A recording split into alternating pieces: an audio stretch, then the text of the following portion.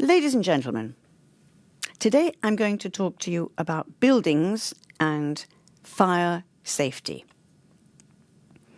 I will mention Grenfell Tower, and I'll just add that I am talking to you in July 2017, which is of some importance.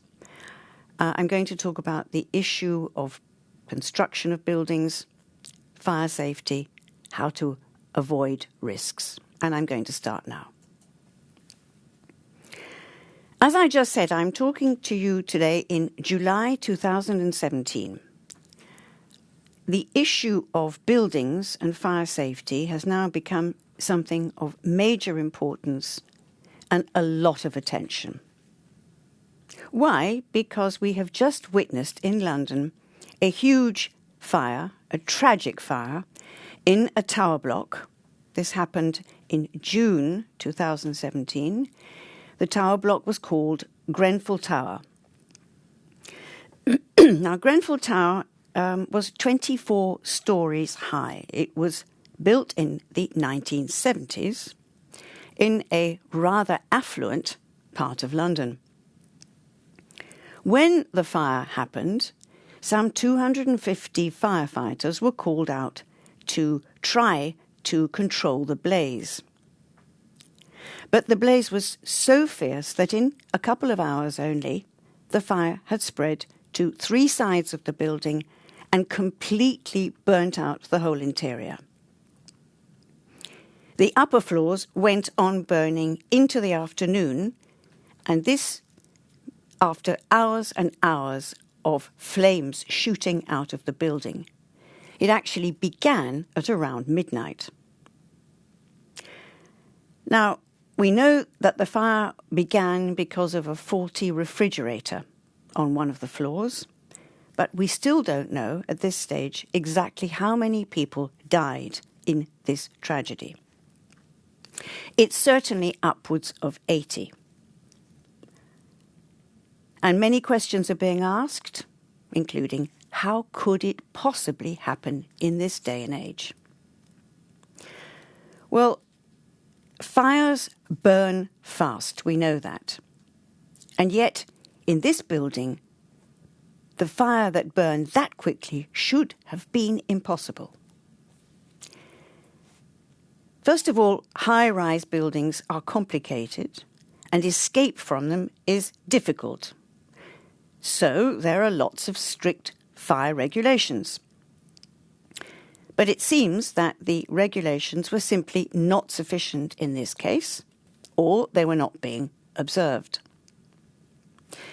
As the investigations began, all sorts of other tower blocks were being looked at as well. And in the meantime, several have been evacuated completely because of safety issues and problems that nobody has worried about so far. In fact, London's capital stock of 60s and 70s vintage tower blocks might have to be demolished altogether. So maybe that's the end of high-rise living? Probably not. It's true that in the UK, less than 2% of people live in purpose-built blocks of more than 6 floors.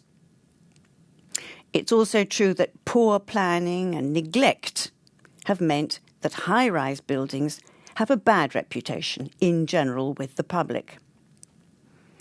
If we look at other countries, if we look at the United States, Eastern Europe, Asia, for instance, tower blocks are very common. This is also because there is simply no space to build. And in the United States, they believe that by the year 2050, 2/3 of people will be living and working in tower blocks. So how to make them safer? 2 methods. One is suppression. Stop the fire so that it doesn't take hold. And secondly, evacuation, so that the occupants can get out fast and safely. Let's look at suppression first of all. Now, the most basic feature of this is what is called compartmentation. Compartmentation. It means the use of thick walls and fire-resistant liners. The building is divided into zones so that if the fire spreads, it spreads slowly.